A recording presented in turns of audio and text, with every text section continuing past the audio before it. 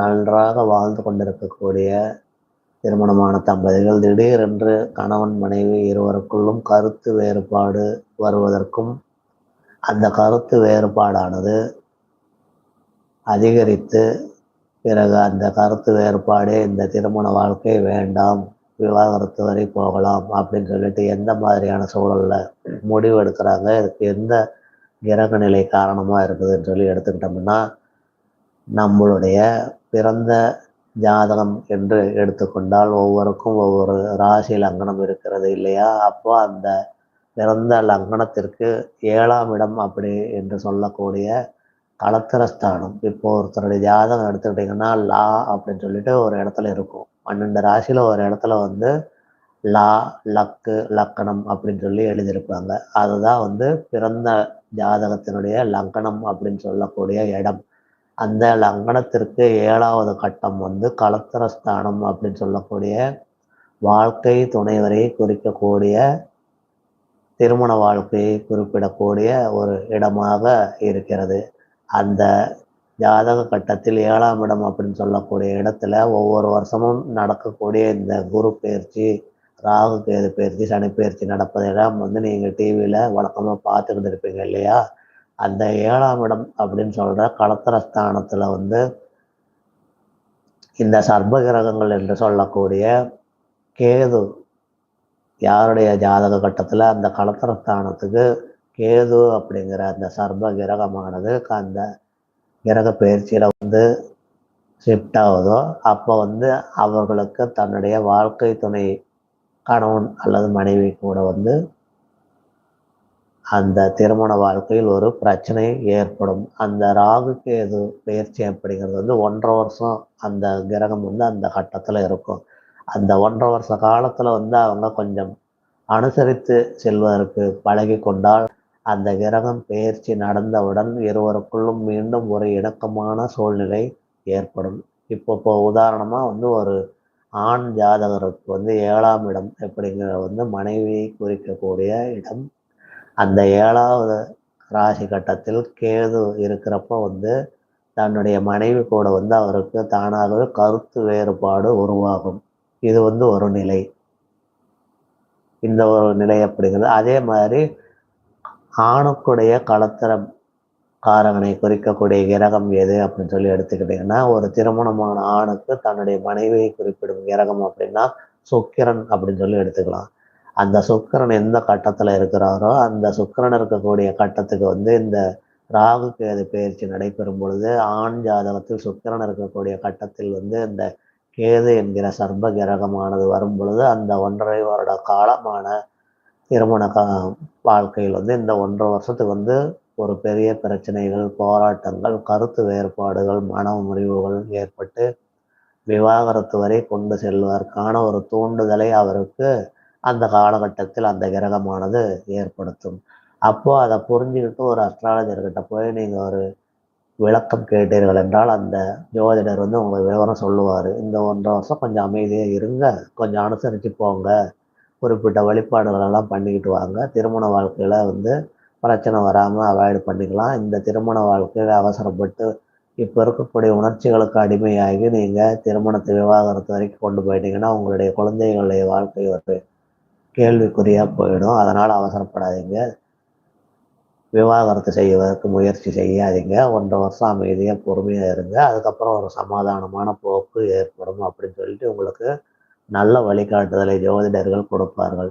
இப்போ ஆண் ஜாதகத்தில் வந்து இந்த சுக்கிரன் இருக்கக்கூடிய ராசி கட்டத்திற்கு கேது என்கிற சர்ப்ப கிரகம் வரும் பொழுது, அவருக்கு வந்து தன்னுடைய மனைவியுடன் இந்த மாதிரியான திருமண சம்பந்தப்பட்ட பிரச்சனைகள் ஏற்படும்.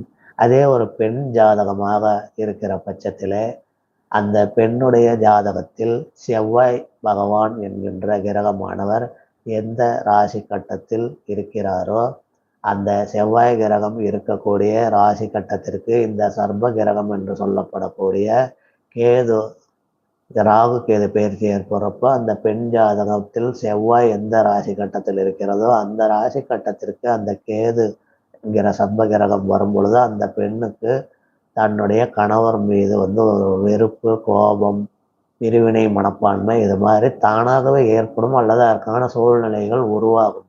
அப்போ அந்த பெண்மணி என்பவர் தன்னுடைய கணவனிடம் ஒரு கோபப்படுவது, சண்டையிடுவது, அதன் மூலமாக அவருடைய கணவரும் இவர் மேல் கோபப்பட்டு இருவருக்குள்ளும் வாக்குவாதங்கள் அதிகரித்து அது ஒரு திருமண முறிவு ஏற்படக்கூடிய சூழ்நிலையை ஏற்படுத்தும். திருமணத்தை விவாகரத்து வரையில் கொண்டு செல்வதற்கான ஒரு தூண்டுதலை ஏற்படுத்தும். இது 1½ வருஷ காலம் ஒரு ராகு கேது என்பது முயற்சி நடக்கக்கூடிய காலகட்டத்தில் மிகவும் உச்சமாக இருக்கக்கூடிய காலகட்டமாக இருக்கும். அந்த 1½ வருஷத்தை நீங்க கொஞ்சம் ஒரு சமாதான போக்கு மேற்கொண்டு அமைதியாக இருந்தால் அந்த திருமண வாழ்க்கையை நீங்கள் கட்டி காப்பாற்றிக் கொள்வதோடு உங்கள் குழந்தைகளின் எதிர்காலத்திற்கும் எந்த ஒரு பங்கமும் வராமல் நீங்க அந்த வாழ்க்கையை பாதுகாத்து கொள்ள முடியும். இது ஒரு கிரக ரீதியாக அவ்வப்பொழுது மனிதர்களுடைய மனதில் ஏற்படக்கூடிய தாக்கத்தின் மூலமாக எதிர்மறையான அந்த கிரகங்களுடைய தாக்கமானது மனித மூளையிலே பதியும் பொழுது அந்த குறிப்பிட்ட ஒரு உறவோடு நமக்கு இருக்கக்கூடிய உறவை துண்டிப்பதற்காக அந்த எதிர்மறையான அமைப்பு நமக்கு ஏற்படும். இதை பக்குவமாக புரிந்து கொண்டு இது ஒரு தற்காலிகம்தான், இது நிரந்தரமான பிரிவினைக்கான அமைப்பு கிடையாது. இந்த 1½ வருடம் நான் என்னுடைய கணவனிடமோ மனைவியிடமோ விட்டு கொடுத்து செல்வதற்கும் வாழ்வதற்கும் நான் பழகிக் கொள்வேன். இத்தனை காலங்கள் எனக்கு உதவி செய்தது இந்த மனைவிதான், இத்தனை காலங்கள் என்னை பார்த்து கொண்டது இந்த கணவர் தான் என்கின்ற ஒரு நல்ல மதிப்பை நாம் அவர்கள் மீது செலுத்தும் பொழுது அந்த கோபம் அங்கே விடுபட்டு போய் விடுகிறது. விட்டு கொடுத்து செல்ல வேண்டும் என்கின்ற ஒரு மனப்பான்மை நமக்கு ஏற்படும் பொழுது நம்முடைய பார்ட்னர் என்று சொல்லக்கூடிய வாழ்க்கை துணைவரும் நாம் இறங்கி செல்லும் பொழுது அவரும் நம்மிடம் தன்னுடைய அன்பையும் நேசத்தையும் காட்டுவதற்கான ஒரு வழி அங்கே பிறக்கிறது. இது ஒரு உதாரணம். இந்த ராகு கேது பயிற்சி ஏற்படக்கூடிய சூழ்நிலையிலே ஆணுடைய ஜாதகத்தில் சுக்கிரன் இருக்கக்கூடிய கட்டத்தில் கேது வரும் பொழுதும், பெண்ணுடைய ஜாதகத்தில் செவ்வாய் இருக்கக்கூடிய கட்டத்திற்கு கேது வரும் பொழுதும் இந்த திருமணத்திற்கான பிரிவினை ஏற்படுவது ஒரு பொதுவான விதி. அதே மாதிரி ஆணுடைய ஜாதகத்தில் 7ஆம் இடத்திற்கு உண்டான கிரகமானது ஒவ்வொருவருடைய லக்னத்திற்கும் அந்த 7ஆம் அதிபதி என்று சொல்லக்கூடிய கிரகமானது மாறும். அப்போ யாருடைய ஜாதகத்தில் அந்த 7ஆம் லக்னத்திற்கு தகுந்த மாதிரி அந்த 7ஆம் அதிபதி என்று சொல்லக்கூடிய கிரகம் எந்த ராசியில் இருக்காரோ அந்த ராசிக்கு கேது பகவான் என்கின்ற சர்ப கிரகம் வரும் பொழுதும் அந்த ஆண் ஜாதகருக்கு, திருமணம் நடந்த ஜாதகருக்கு மனைவியுடன் பிரிவினை தூண்டுவதற்கான சூழ்நிலைகள் ஏற்படும்.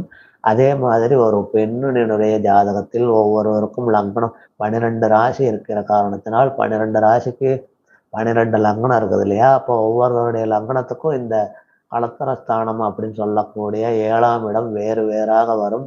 அந்த 7ஆம் இடத்தின் அதிபதி கிரகமாக வேறு கிரகங்கள் வரும். அப்போ எந்த லக்னத்திற்கு அந்த 7ஆம் அதிபதி என்று சொல்லப்படக்கூடிய அந்த 7ஆம் அதிபதி இருக்கக்கூடிய ராசி கட்டத்திற்கு இந்த கேது என்கின்ற சர்ப கிரகத்தின் ராகு கேது பயிற்சியில் அந்த 7ஆம் அதிபதியை இந்த சர்ப கிரகம் நெருங்குகிறாரோ பயிற்சியின் மூலமாக, அப்பொழுது அந்த பெண்மணிக்கு தன்னுடைய கணவருடனான உறவில் சில சிக்கல்கள், பிரிவினைகள் ஏற்படுவதற்கான அமைப்பு ஏற்பட்டு கொண்டு இருக்கிறது. இப்போ உதாரணமாக எடுத்துக்கிட்டிங்கன்னா, இப்போ இந்த போன முறை நடந்த இந்த ராகு கேது பயிற்சி நடந்தப்போ இப்போ கேது சிம்ம ராசியில் இருக்காரு.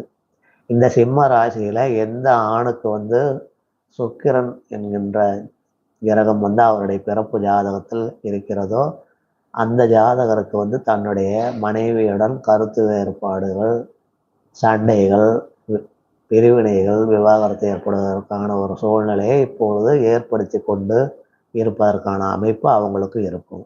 அதாவது அந்த சுக்கிரனை இந்த கேது என்கின்ற கிரகமானது 2 நெருக்கமான டிகிரியில் சந்திக்கும் பொழுது கேது என்பது பிரிவினையை தூண்டக்கூடிய, பிரித்து விடக்கூடிய ஒரு கிரகம் என்கின்ற அமைப்பிலே சிம்ம ராசியில் யாருக்கெல்லாம் இந்த சுக்கிரன் என்கின்ற கிரகம் அல்லது அவருடைய லக்னத்திற்கு தகுந்த 7ஆம் அதிபதி என்று சொல்லப்படக்கூடிய கலத்தரஸ்தான அதிபதி இப்போ அந்த சிம்ம லக்னத்தில் சிம்ம ராசியில் இருக்கிறாரோ அந்த ஆண்களுக்கு மனைவியுடன் கருத்து வேறுபாடு, சண்டை, திருமண விவாகரத்து வரை செல்லக்கூடிய ஒரு சூழ்நிலை இது எல்லாமே இருக்கும். இப்போ இந்த ராகு கேது பெயர்ச்சி எப்போ ஏற்படுதுன்னு சொல்லி எடுத்துக்கிட்டிங்கன்னா, இந்த வருடம் டிசம்பர் மாதம் 8ஆம் தேதி இந்த ராகு கேது பெயர்ச்சி நடைபெறக்கூடிய சூழ்நிலை இருப்பதால், அந்த டிசம்பர் மாதம் வரையில் நீங்கள் பொறுமையாக இருந்தால், உங்களுடைய திருமண வாழ்க்கையில் ஏதாவது பிரச்சனைகள் இருந்தாலும் கூட நீங்கள் அந்த பிரச்சனையிலிருந்து மீண்டும் வெளிவந்து கணவன் மனைவியாக சேர்ந்து வாழ்வதற்கான அமைப்பு உங்களுக்கு கிடைக்கும். ஆகவே நண்பர்களே, அதே மாதிரி இப்போ பெண்கள் ஜாதகம் அப்படின்னு சொல்லி எடுத்துக்கிட்டிங்கன்னா,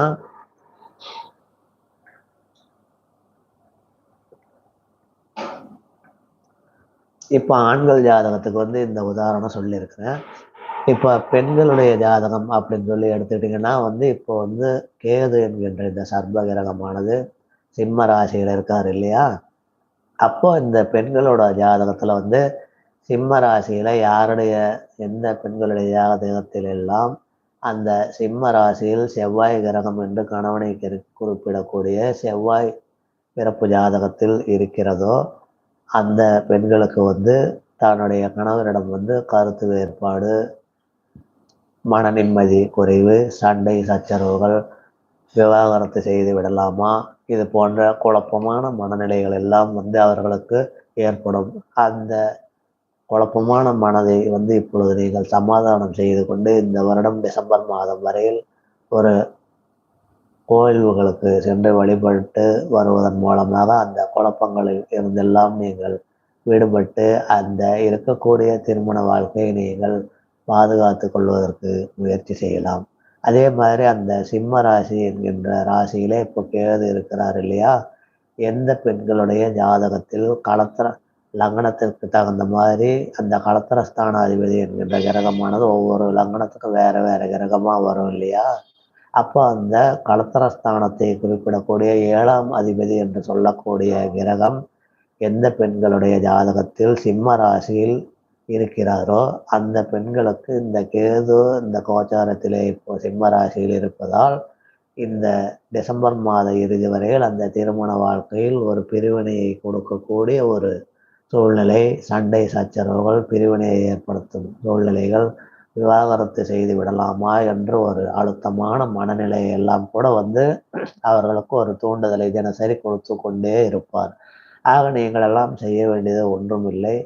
அமைதியாக மனதை வைத்துக்கொண்டு கொஞ்சம் சமாதான போக்கை கடைபிடித்து வந்தீர்கள் என்றால் நீங்கள் இந்த திருமணத்தை விவாகரத்து என்கின்ற ஒரு அம்சம் வரையில் கொண்டு செல்லாமல் அந்த அவர் மேல் உங்களுக்கு உண்மையான மனைவியின் மேலோ கணவன் மேலோ பாசமும் நேசமும் கொண்ட அன்பர்களாக நீங்கள் உங்களுக்குள் இருந்து கொண்டிருந்தீர்கள் என்றால் அவசரப்பட்டு விவாகரத்து செய்யாமல் ஒரு பொறுமையை கடைபிடியுங்கள்.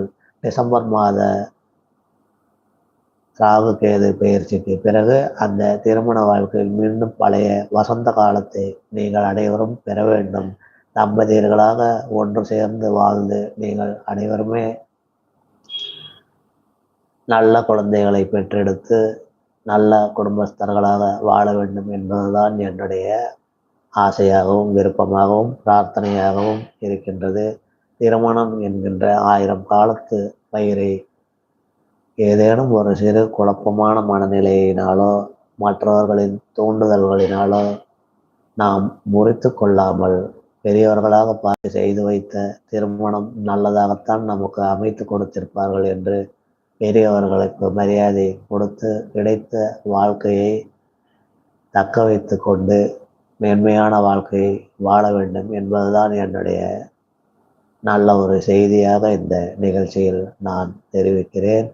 மறுமணம் செய்து கொள்வது எல்லோருக்கும் எளிதுதான். மறுமணம் அமைவதும் எளிதாகத்தான் அமைந்துவிடும். ஆனால் முதலில் நமக்கு கிடைக்கும் அன்பானது அது ஒரு உயர்ந்த விஷயமாக, திருமணம் என்பது சொர்க்கத்தில் நிச்சயிக்கப்படுகின்றது என்று நம்முடைய முன்னோர்கள் சொல்லுவதால் சிறு சிறு குறைகளை, மற்றவர்களின் குறைகளை நாம் ஏற்றுக்கொண்டு அவர்களை மனப்பூர்வமாக அன்பு செலுத்தும் பொழுது அந்த திருமண வாழ்க்கை என்பது பாரமாகவோ வெறுப்பாகவோ துவேஷமாகவோ இல்லாமல் நமக்கு எப்படி சில குறைகள் இருக்கிறதோ அதே போல மற்றவர்களுக்கும் குறைகள் இருக்கத்தான் செய்யும் என்பதை மனப்பூர்வமாக ஏற்றுக்கொள்ளும் பொழுது அந்த திருமணத்திற்கான நிச்சயிக்கப்படுகின்றது என்பது வேத வாக்காக இருப்பதை நாம் நம்முடைய எண்ணம், சொல், செயல், நடவடிக்கை, நடத்தையின் மூலமாக வாழும் பொழுதே அந்த வாழ்க்கையை சொர்க்கமாக மாற்றிக்கொள்ள முடியும் என்பது நம்முடைய முயற்சியில்தான் அது இருக்கிறது. சொர்க்கத்தில் நிச்சயிக்கப்பட்ட திருமணம் சொர்க்கமாக இருக்க வேண்டும் என்றால் நாம் நம்முடைய எண்ணம், சொல், செயல் மூலமாக மற்றவர்களை புரிந்து கொண்டும் அனுசரித்து செல்வதன் மூலமாகவும் சமாதான போக்கை கடைபிடிப்பதன் மூலமாகவும் நிபந்தனை இல்லாத அன்பை கொடுப்பதன் மூலமாகவும் இந்த வாழ்க்கை ஒரு வெற்றிகரமான வாழ்க்கையாக இருக்கும் என்பதுதான் என்னுடைய இன்றைய நேரலை நிகழ்ச்சியின் செய்தியாக நீங்கள் எடுத்துக்கொள்ள வேண்டும். ஒரு அன்பு என்பது எப்பொழுது நிபந்தனைகளோடு இருக்கிறதோ, நீ கொடுத்தால்தான் நான் கொடுப்பேன் என்று அங்கே நிபந்தனை வந்துவிடுகிறது. அன்கண்டிஷனல் லவ் என்பது நிபந்தனை இல்லாத அன்பு. நீ என்னை விரும்பினாலும் விரும்பாவிட்டாலும் நான் உன் மீது என்னுடைய தொடர்ச்சியான அன்பை செலுத்துவேன். இடையறாத அந்த நிபந்தனையற்ற அன்பு ஒன்றுதான் இந்த உலகத்தில் நாம் நிம்மதியோடும் நிறைவோடும் மன நிறைவோடும் வாழ்வதற்கான ஒரு வழி என்பதை மட்டும் நினைவில் வைத்துக் கொள்ளுங்கள் நண்பர்களே. ஒரு வாழ்க்கையை முறித்து கொள்வதற்கு 6 மாத காலம் போதும். அதை நாம் நீதிமன்றத்தை நாடினால் அந்த நீதிமன்றம் சட்டப்படி அதை முடித்து கொடுத்துவிடும். ஆனால் இரண்டாவதாக வரக்கூடிய வாழ்க்கை நாம் விரும்பியபடி அமையுமா என்பது நமக்கும் தெரியாது, நம்மை படைத்த இறைவனுக்கும் தெரியாது. ஆக கிடைத்த வாழ்க்கையை சரியானபடி நாம் வாழ வேண்டுமென்றால் நம்முடைய மனதை நாம் விசாலப்படுத்த வேண்டும், சிந்தனையையும் விசாலப்படுத்த வேண்டும். மற்றவர்கள் சொல் பேச்சுகள் எதையும் நம்முடைய மனதிலும் புத்தியிலும் ஏற்றுக்கொள்ளாமல், இது என்னுடைய வாழ்க்கை, என்னுடைய குடும்பம், என்னுடைய மனைவி, என்னுடைய கணவர், என்னுடைய குழந்தைகள், இதனுடைய முழுமையான முடிவையும் பாதுகாத்து கொள்வதும் என்னை சார்ந்தது, என்னுடைய வாழ்க்கையை காப்பாற்றிக் கொள்வது என்னுடைய கையில்தான் இருக்கிறது. இதை மற்றவர்கள் சொல் பேச்சு கேட்டு தவறான முடிவெடுத்து பிறகு நான் என்னுடைய வாழ்க்கையை தொலைத்து விட்டேனே என்று 4-5 வருடங்கள் கழித்து நீங்கள் அதை ரியலைஸ் பண்ணும் பொழுது உங்களுக்கு கிடைத்த அற்புதமான மனைவியையோ அற்புதமான கணவனையோ நீங்கள் இழந்திருப்பீர்கள். அவர்கள் மீண்டும் ஒரு வாழ்க்கை துணையை தேர்ந்தெடுத்து அவர்களோடு மகிழ்ச்சியாக வாழ்ந்து கொண்டு இருப்பார்கள். ஆகவே நீடித்த நிலைத்த குடும்ப வாழ்க்கை நமக்கு கிடைக்க வேண்டுமென்றால் மற்றவர்களிடம் இருக்கக்கூடிய குறைகளை மன்னிப்பதற்கு நாம் கற்றுக்கொள்ள வேண்டும். அந்த குறைகளை சுட்டி காட்டுவதை விடுத்துவிட்டு அவர்களிடம் இருக்கக்கூடிய நிறைகளை நாம் பார்ப்பதற்கு கற்றுக்கொண்டு விட்டால் வாழ்க்கை எப்பொழுதும் வசந்தமாகவும் மகிழ்ச்சியாகவும் நிறைவாகவும் இருக்கும். ஒரு திரைப்படத்தில் நாகேஷ் என்கின்ற அற்புதமான ஒரு கலைஞர் கூறினார், கவலை என்பது ஒரு சிறு கல் மாதிரி. அந்த சிறு கல்லை நாம் நம்முடைய கண்ணுக்கு அருகில் வைத்து பார்க்கும் பொழுது அந்த கல்லானது அதற்கு வெளியில் இருக்கக்கூடிய மிகப்பெரிய பரந்த உலகத்தையே மறைத்துவிடும். கல்லுக்கு வெளியில் என்ன இருக்கிறது என்பது நமக்கு தெரியாது. அப்படி நம் கண்களானது பிறரிடம் இருக்கக்கூடிய குறைகளை மட்டுமே பார்க்க விரும்பினால் மற்ற நிறைவான விஷயங்கள் அனைத்தையுமே நாம் பார்ப்பதற்கு மறந்து விடுவோம். ஆக அந்த குறைகளை பார்க்கும் பழக்கத்தை விட்டுவிட்டு என்னுடைய கணவரிடம் என்ன நிறை இருக்கிறது, என்னுடைய மனைவியிடம் என்ன நிறை இருக்கிறது, நான் எப்படி இருந்தால் என்னுடைய குடும்பம் அமைதியாக சமாதானமாக மகிழ்ச்சியாக இருக்கும், இந்த குடும்பத்தை மேலும் வளர்ச்சி பாதைக்கு செல்லுவதற்கு கணவன் மனைவி 2 பேரும் சேர்ந்து என்ன முயற்சி செய்தால் இந்த குடும்பம் நீடித்து பெரும் செல்வத்தோடும் புகழோடும் வாழும் என்று கணவன் மனைவி இருவருமே சேர்ந்து சிந்திக்க தொடங்கி அதை செயலாற்ற தொடங்கும் பொழுது அந்த குடும்பம் ஒரு உயர்வான நிலையையும் மேன்மையான நிலையையும் அடையும் என்பது உறுதி. ஆகவே நண்பர்களே, இன்று என்னுடைய இந்த நேரலையில் எனக்கு தெரிந்த விஷயங்களை, அனுபவங்களை உங்களோடு நான் பகிர்ந்து கொண்டு இருக்கிறேன். கிரக ரீதியான இந்த திருமண பிரிவு ஏற்படுவதற்கான காரணங்களை நான் தெளிவாக விளக்கி இருக்கிறேன். ஆகவே திருமணம் என்கின்ற 1000 காலத்து பயிரை ஒரு அவசர முடிவினால் சிதைத்து விடாமல், நன்றாக யோசித்து பெரியவர்களின் ஆலோசனைகளை கேட்டு 10 வருடங்கள் கழித்து இந்த முடிவு சரியாக தான் இருக்குமா? அல்லது 10 வருடம் கழித்து இந்த முடிவு எடுத்தது தவறு என்று நான் நினைப்பேனா என்பதையெல்லாம் நீங்கள் ஆலோசித்துவிட்டு ஒரு திருமணத்தை முறிக்கலாமா, தொடரலாமா என்பதை மட்டும் யோசித்து செயல்படுங்கள். இறைவன் நமக்கு கொடுத்த இந்த ஒரு வாழ்க்கையை மகிழ்ச்சியாக வாழ்வதற்கு குறைகளை பார்ப்பதை விடுத்துவிட்டு நிறைகளை பார்க்கவும் கற்றுக்கொண்டு நம்முடைய மனதை விசாலமானதாக ஆக்கி மற்றவர்களை பாராட்டுவதற்கும் கற்றுக்கொள்ளும் பொழுது, ஒவ்வொரு மனிதர்களும் பாராட்டிற்கும் அங்கீகாரத்திற்கும் தான் இங்கே ஏக்கம் கொண்டவர்களாக இருக்கிறார்கள். தன்னுடைய அன்பு எங்கே உதாசீனப்படுத்தப்படுகிறதோ, தன்னுடைய மதிப்பு எங்கே உதாசீனப்படுத்தப்படுகிறதோ, தன்னுடைய நான் என்கின்ற அந்த அகந்தையானது எந்த இடத்தில் ஒரு அவமரியாதையை சந்திக்கிறதோ, அந்த இடத்தில் மனித மனமானது காயப்பட்டு விடுகிறது. ஆக ஒரு தனிநபருடைய நான் என்கின்ற உணர்வு புண்படாத வகையில் நாம் எப்பொழுது ஒருவரை மதிக்கிறோமோ, அந்த நான் என்கின்ற உணர்வு அவருக்கு மகிழ்ச்சி அடையும்படியாக எப்பொழுது நாம் அவரை மரியாதை கொடுத்து மதிக்கிறோமோ, அப்பொழுது அந்த உறவானது திருமணமாக மட்டும் இல்லாமல் சகோதரர்கள், நண்பர்கள், தொழில் செய்யும் இடத்தில் உள்ளவர்கள், உடன் வேலை புரிபவர்கள் என்று அனைவருக்குமே தன்னுடைய சுய உணர்வு என்கின்ற நான் என்கின்ற உணர்வின் மேல் ஒரு மரியாதை இருக்கும். அந்த மரியாதையை காயப்படுத்தாமல் நாம் நடப்பதற்கு கற்றுக்கொள்ளும் பொழுது மட்டுமே மற்றவர்கள் முன் நாம் ஒரு நல்ல மனிதர்களாக நிற்க முடியும். நாம் மற்றவர்களுடைய நான் என்கின்ற உணர்வை அவமதிக்கும் பொழுதெல்லாம் நம்மை குறித்து அவர்கள் தங்களுடைய மனதிலே மிகவும் இழிவான ஒரு தோற்றத்தை தான் வைத்திருப்பார்கள். இந்த மனிதர் எவ்வளவு படித்திருந்தாலும் மற்றவர்களை மதிக்க தெரியாத ஒரு சராசரிக்கும் குறைவான விலங்கு புத்தி கொடுத்த ஒரு மனிதர் என்கின்ற ஒரு அபிப்பிராயம்தான் அவர்களுடைய மனதிலே இருக்கும். ஆகவே இவைகளை எல்லாம் புரிந்து கொண்டு அனைத்து குடும்பத்தில் உள்ள கணவன் மனைவியர்களும் தங்கள் குடும்பத்தோடு நீடித்து மகிழ்ச்சியாக நிறைவோடு வாழ வேண்டும் என்று நான் அனைவருக்கும் என்னுடைய வாழ்த்துக்களை தெரிவித்துக் கொள்கிறேன். இன்று இந்த நேரலை நிகழ்ச்சியில் கலந்து கொண்ட அனைவருக்கும்